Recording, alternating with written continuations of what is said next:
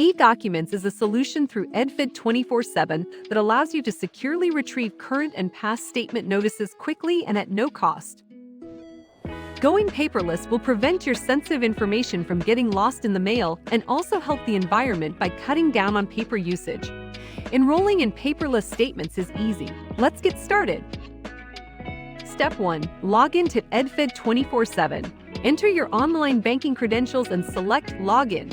If you do not have an online banking profile, you may register for EdFed 24/7 to gain online banking access. Step 2. Navigate to E-Documents. Hover over Account Services and select E-Documents.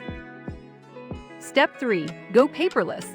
In the Paperless Enrollment tab, select the Go Paperless option. Step 4. Agree and open PDF. Check mark the I agree box and select the Open PDF hyperlink to receive a code. Step 5. Enter the code and go paperless. Once received, enter the 5-character code into the text box of the disclosure and select Go Paperless. Step 6. Receive confirmation. A message will display confirming that you have properly updated your e-document subscription.